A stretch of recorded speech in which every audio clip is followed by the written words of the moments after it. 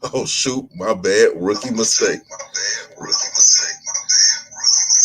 Uh, a lot of things happened today. Things got spicy between Canelo and Plant. Betting odds for Joshua Usyk. And is it about time we stop listening to broadcast TV when it comes to our sports? All that and more on this episode.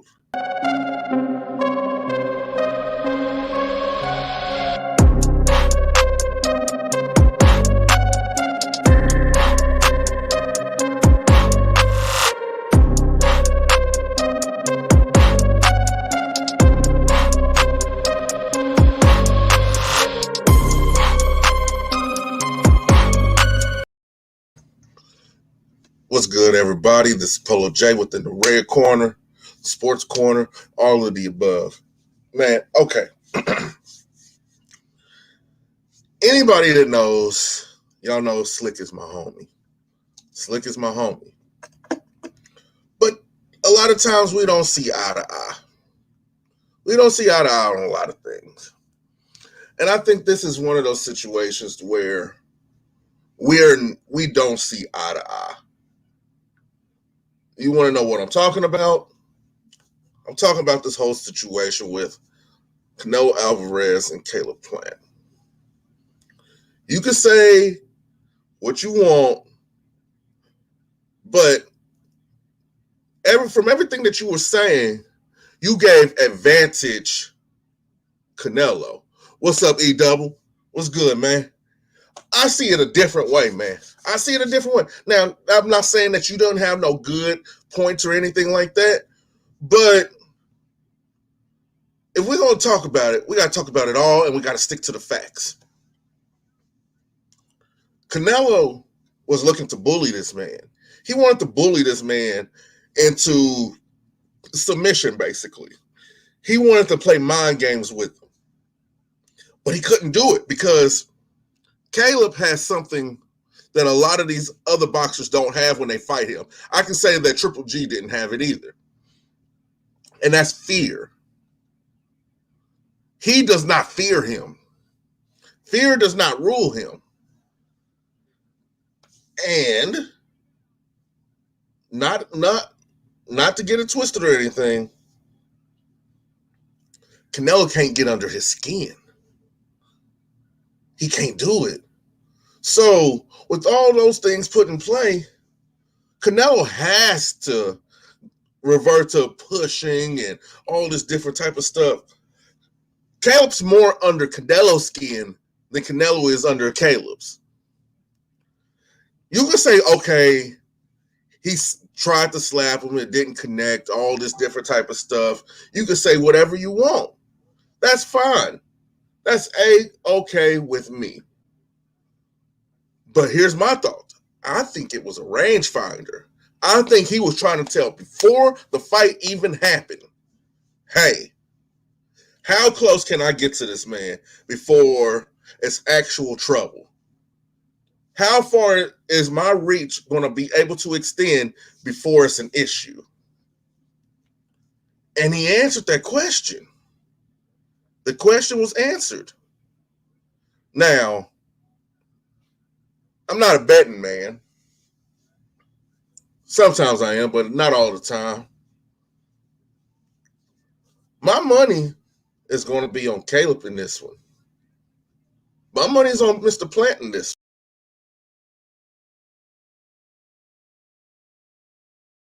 one. I can tell you why. I can tell you exactly on Caleb. Hold on, y'all. I'm experiencing some technical difficulties.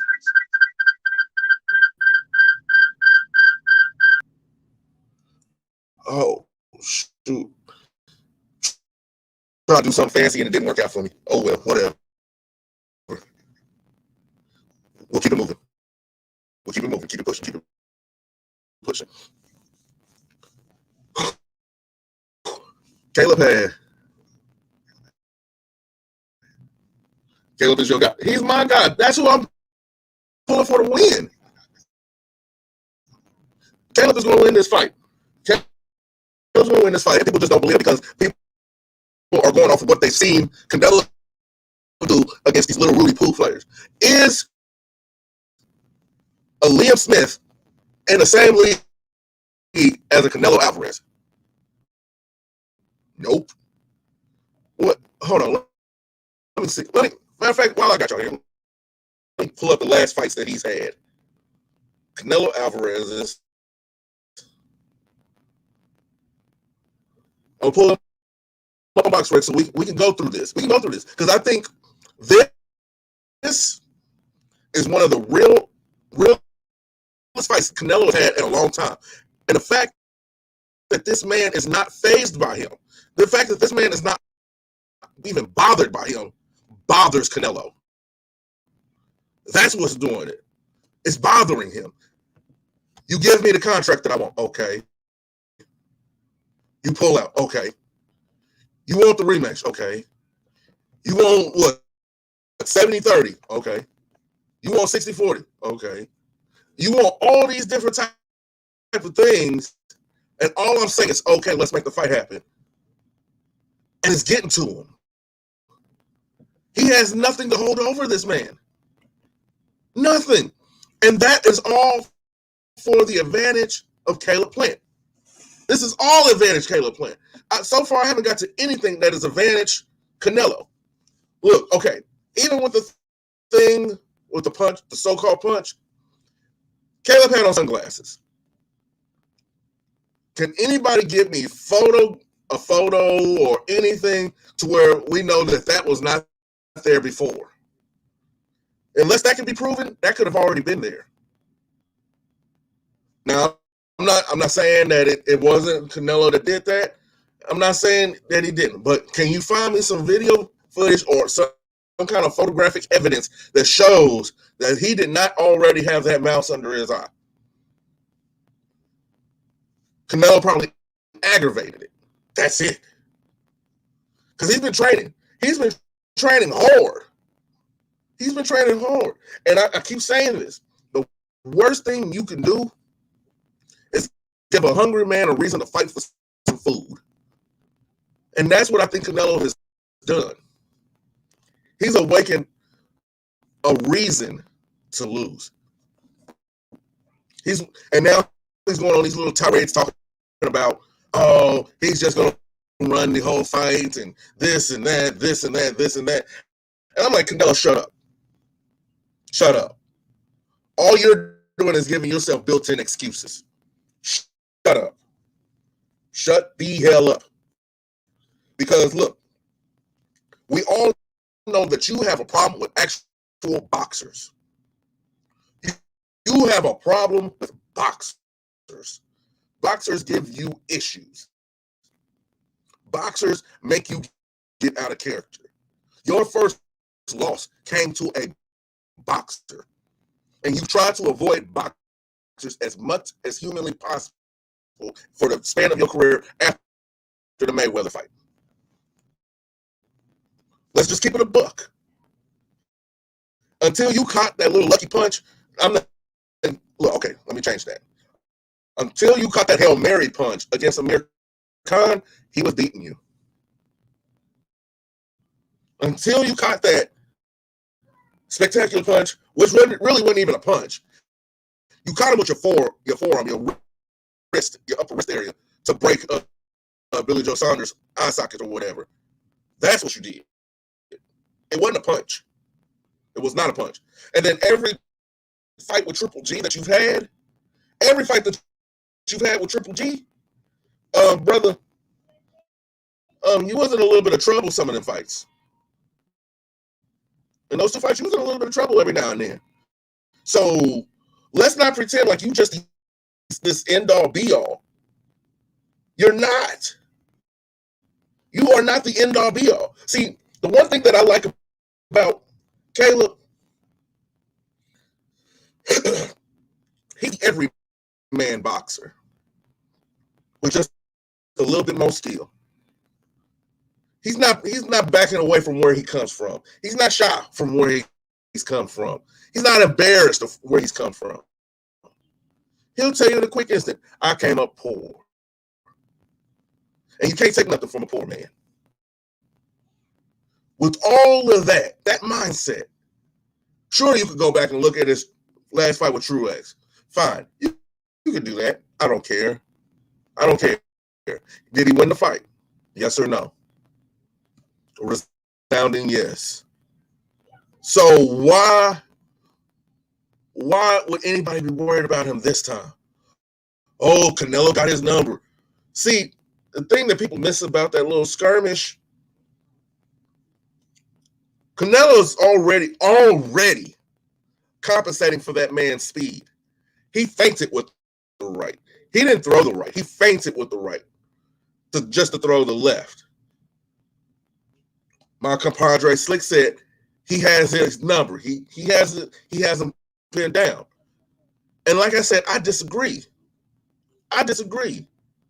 Now he knows that Canelo's going to automatically start feinting.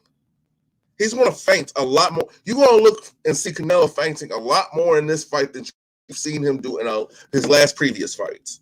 Speaking of that, like I said, I will bring you his last couple of fights. Daniel Jacobs actually put in one hell of a show. Sergey Kovalev wasn't much of a fight in my opinion. Callum Smith, he picked him. 4 weeks to train? Really? 4 weeks to train? Yoderm, what? Another 4 weeks to train? Okay. The only two who had good common sense and said, no, we're not doing that 4 week stuff. Heck no, we're not doing that 6 week stuff. The only two who got good enough sense, one was Billy Joe Saunders. And Billy Joe was winning. Billy Joe was up by 2 rounds. If his eye could have held up, if it could have held up just a little bit longer, he was going to win that fight. Because if you look at it, Canelo got sporadic. He got desperate. And that's something that happens to him often, to where his sycophants, his fanatics, all of them will never point out. Because Canelo can do no damn wrong. But I've just broken it down.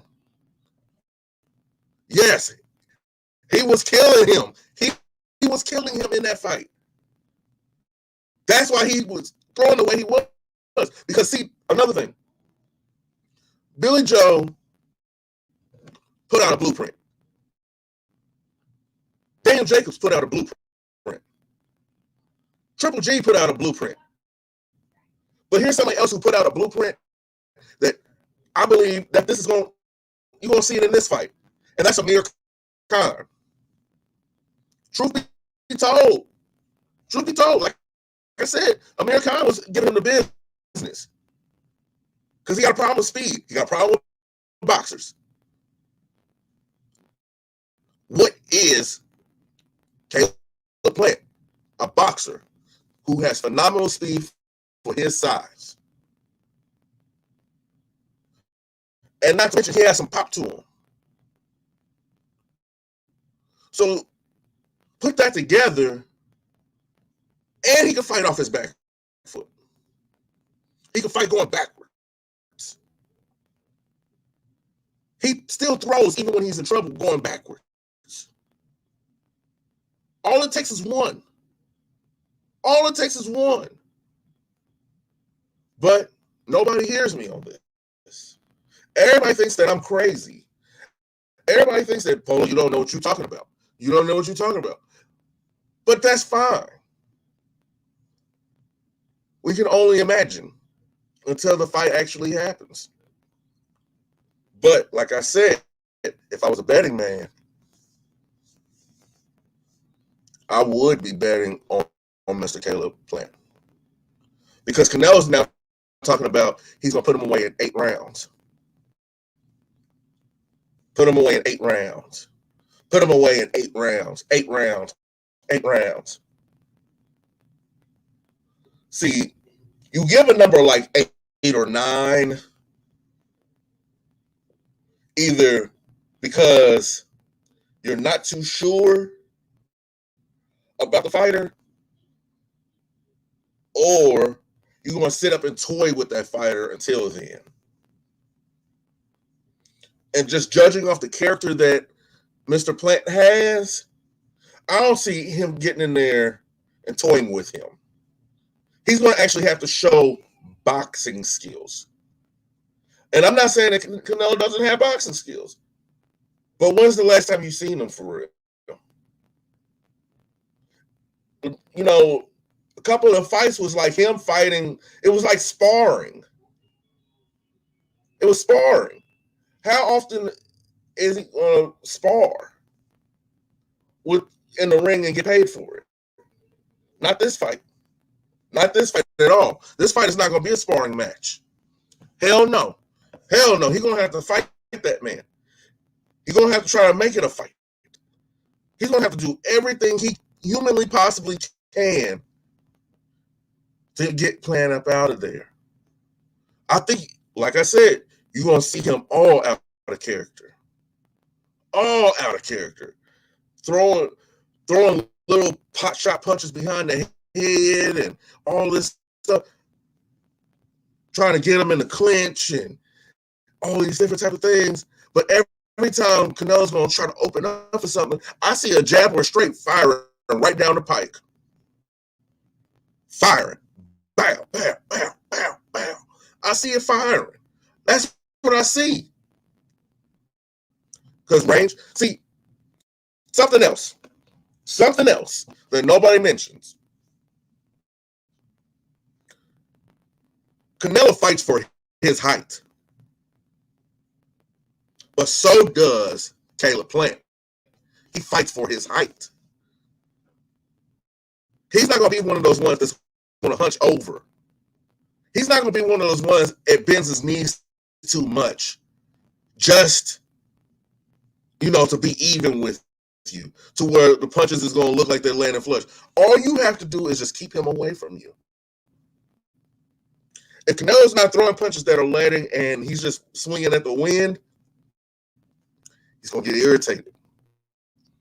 He's going to get frustrated. And he's going to start doing wild stuff. And that's okay. Because I'm looking forward to it. I'm looking forward to it. Wonderful fight, though. I can't wait. The presser just made me extremely excited for boxing again. Got this to Caleb Plant versus Canelo. I'm not worried about Tyson Fury versus Wilder. I think that's a headache now. It's a headache now. I honestly see no way for Deontay Wilder to win. And then we got Bud versus Porter. And that's that's going to be another one. That's going to be a slobber knocker. What good old JR said, that's going to be a slobber knocker. And then let's talk about the fight that's coming up this weekend. Let me grab something. Joshua Usyk. Usyk Joshua. You can tell a lot about a fight by the betting odds. What do the betting odds say for this fight? The betting odds for this fight say that Joshua is a overwhelming favorite. They got him favored at minus 280. I think that's a mistake. I think that is a real mistake, y'all. See, when fighters are learning new skills, they usually need a fight or two in between to put those new skills to the test. They usually need, a couple of tune-ups to, fine-tune the things that they've learned. Put it in educational terms, put it into practice. Why is he jumping straight into this? I get that it's probably mandatory or whatever, but you should at least take a tune-up fight. because Usyk is a dangerous man. Alexander Usyk is a dangerous man, and he is nothing to be trifled with. So for them to have Joshua as a favorite at minus 280, is it because he's a natural heavyweight? Is it because he's heavyweight champion? What is it? Because I don't see it. When it comes to the heavyweight division, I don't even think he's top three. I really don't. As funny as it may sound, I don't not think that Anthony Joshua is top three. When it comes to marketability and all that different type of stuff, then yeah, sure. But far as boxing, no. I don't even have Wilder in the top three. Usyk is going to put hands on this dude. He thought Andy did him bad. Here's the thing. Usyk is just as fast as Andy. If not just a little bit slower, just a little bit. But he's almost just as fast as him. And then on top of that, he has some pop. And another thing, he loves going into the late rounds. He loves, swimming in the deep end. He loves it. That's where he thrives. Anthony Joshua, he's no good to you after 7 or right at 7. He's no good to you. All he's doing then is in the clinch or looking for the knockout. But how do you utilize that when you're going up against somebody who thrives in going into the later rounds, who has the tank, the stamina, the gumption, the gall, the audacity to be great going into the later rounds? Could you imagine that? Anthony Joshua in a 12th round against somebody who's fighting like it's the 6th round for them, or fighting like it's the 7th, 8th round for them. That man is going to look bad. But here's another thing, another way to look at it. Would Usyk look bad for letting somebody that big without a tank like that last that long? Would he look bad for that, for not being able to put him away? Does that really mean that power does not go up with you? But when it comes to the cruiserweight and heavyweight divisions, it's only like a 5 to 10 pound or whatever it is difference. Well, probably the most, 15 pounds? That's not much of a difference. That's not much of a difference at all. So that's just one good weekend after the weigh-in. That's one good night and one good morning. That's what that is. So I expect him to be more than ready. I expect him to be more than capable of handling this fight. Now, the question is, if Usyk wins, how soon is Joshua going to order that rematch? That's the real question. And that's the question with Canelo. If they lose, how soon are they going to try to have that rematch? See, because I have this thing when it comes to rematch clauses. If the rematch clause is not exclusive for both parties, it's not real to me. If I get a rematch and you don't, I already walk into there with fear. I already have fear in my heart. I already have the mindset that I might just lose this fight. But people disagree with me on that also. But I guess I'm just old school. I guess I am. What other fight do I need to talk about? I guess I can talk about Wilder Fury. What can I say that hasn't been said already? What can I say that hasn't been broken down already? What can I say that's new to y'all? What can I say that's new to the audience? What can I say that's new to people that are new to the channel? What can I say to make you believe that Wilder would win? Because I know everything I could say that can make you believe that Fury's going to win. But sometimes you have to play devil's advocate. And I'm wondering, and I'm sitting here thinking, I'm racking my brain, trying to figure out what I can say to everybody to get them to believe that Deontay Wilder can win this fight. And ladies and gentlemen, I'm not a liar. I'll never lie to you. Polo will never lie to you. I see no way that Deontay Wilder can win this fight. Reason one, if you were so confident in your skills and everything was good, this and that, why would you have to change your trainer? Why would you need a new game plan? If everything that you was doing was right,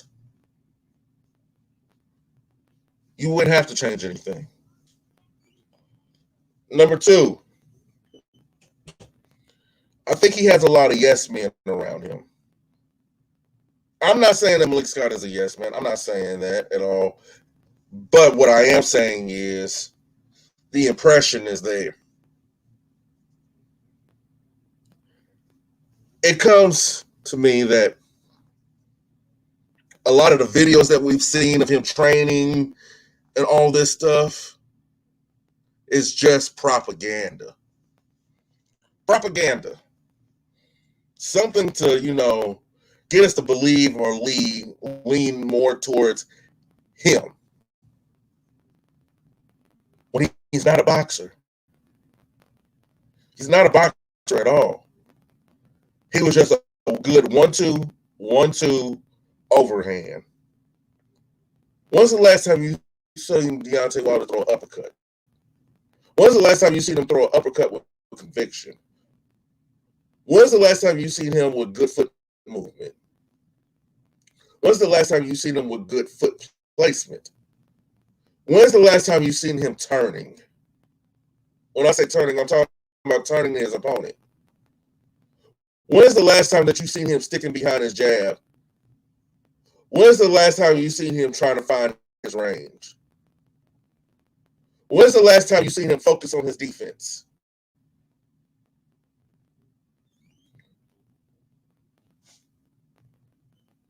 Nobody can actually answer those questions. If anything, he needed a tune-up also. He needed a tune-up. He needed something against, end of the line heavyweight, somebody that was end of the line, somebody that's on their way out of here or whatever. He needed to fight one of them in order to put these skills to the test. You see what Andy did? Andy reinvented himself. He got in there with Chris Arreola. He won the fight, displaying a new skill set. Yes, did the old Andy come out? Occasionally it did. But he knows for a fact now what he can and can't do with that style. Why hasn't Wilder done that?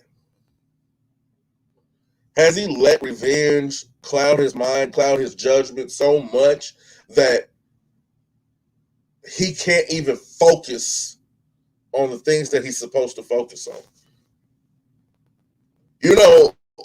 Like going back to the training videos, y'all notice a lot of them was like 1 minute, 1.5 minute, 2 minute or whatever.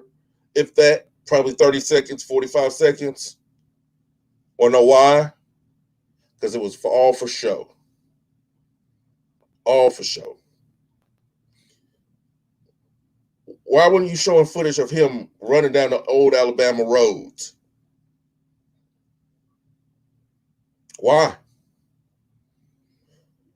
Jump roping for 1 minute? Okay, that's fine. That's good. That is good cardio. I'm not even going to bullcrap you. That's good cardio. Jump roping for 1 minute.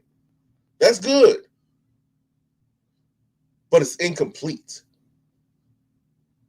All I see is incomplete. Incomplete. And you know, when you're in school, you get enough incompletes, that's a failure. That's a failure. Am I calling him a failure as a man? No. I can never say that about any man, especially any man in America that works hard, tries to take care of his family, trying to provide. No, I cannot call him a failure on that aspect. But can I call him a failure as a fighter? We'll see when the fight happens. Because you've done all of this, all of this propaganda, all of these little things, that don't mean anything in the grand scheme of things. You get in there and you lose.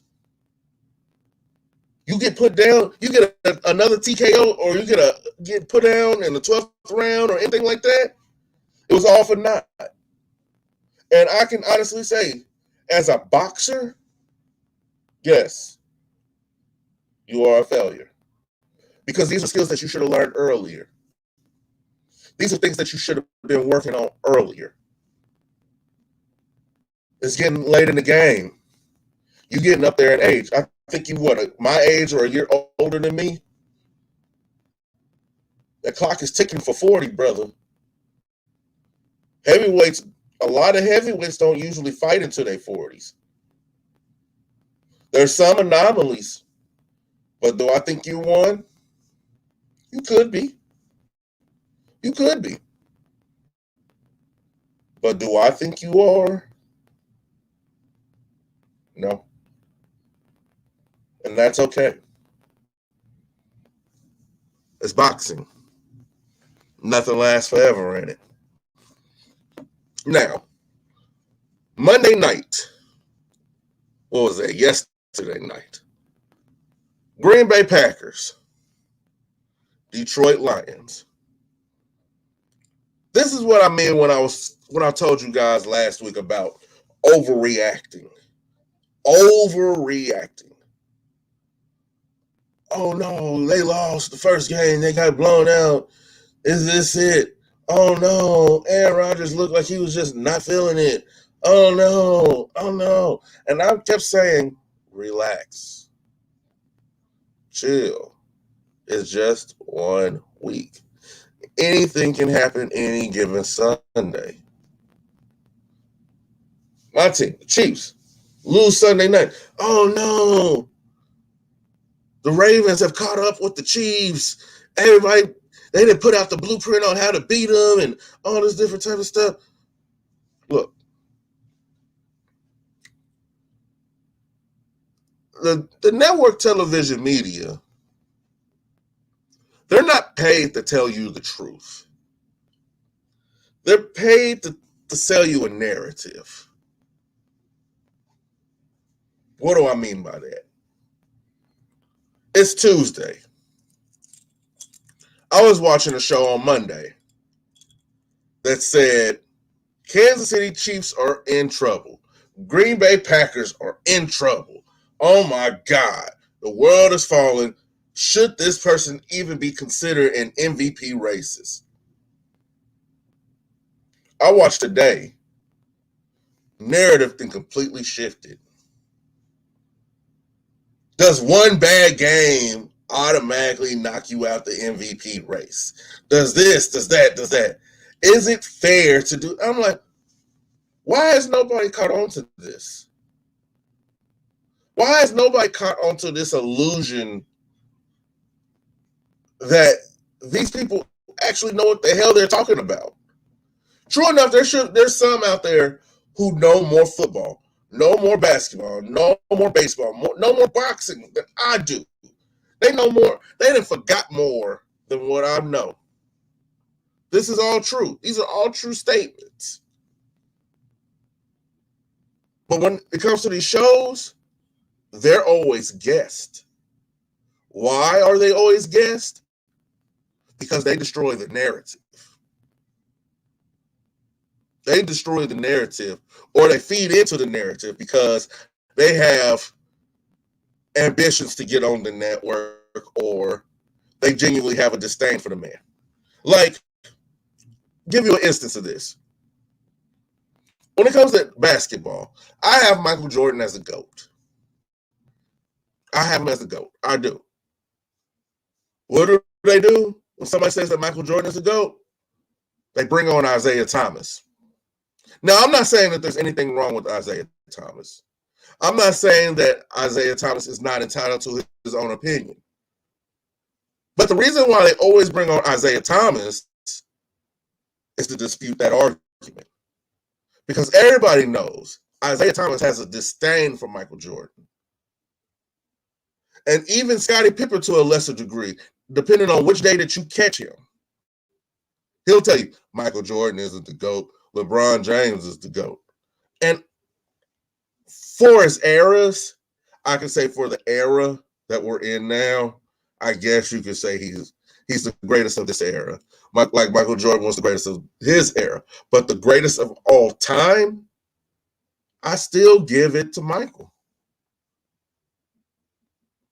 But like I said, narratives have to be driven. Narratives have to be brought up for them to sell, for them to get the viewership. That's why ESPN, I used to love ESPN. I used to love tuning into First Take. I used to love tuning into Sports Center. I used to love tuning into NBA Countdown, NFL Countdown, all these different type of things. Until I sat back and noticed they're trying to persuade me. So if you're trying to persuade me, you're trying to pimp me. And if you're trying to pimp me, you're trying to lie to me. And if you're trying to lie to me, you don't have my best interest at heart. And I got a problem with that. That's not good. That's not real. That's not real. And I guarantee most of these pundits, most of these analysts, if you catch them out on the street and ask them the same question, you're going to get a totally different answer than what you've seen on TV. Because they have to sell. They have to sell a narrative. They have to sell the story. They have to sell and spin things. They worse than washing machines, man. They worse than washing machines. And where I see it most, NFL, NBA, and in boxing. Those three sports, media is king. It's time to change that, y'all. We got to change that. We got to change that around here. We have to change all of that. We got to get to the point where we can change these people's mindsets, man. We got to tell them the truth. And if we don't have the truth, we can point them to someplace who has it or to somebody that has it. Like if I don't know something, I'm immediately going to send you over there to GMT Boxing with Slick 50. I'm immediately going to send you there. Why? Because I don't have all the answers. And whatever I don't know, he might know. And vice versa. If he doesn't know something over there in GMT Boxing with Slick 50, he's going to send you to me. Why? Because he knows that he doesn't have all the answers. Because the truth is king. The truth is the one thing that you can't run from. You can hide from it just for a little while, but you can't run from it. And that's what we offer. That's what I offer. That's what Slick 50 offers. That's what NJR offers, is the truth. Now it's whether or not you can handle it. But I think I done said enough. This could all just be rants of a madman. This could just be a bunch of nonsense just spitting out of some crazy guy in red. Hell,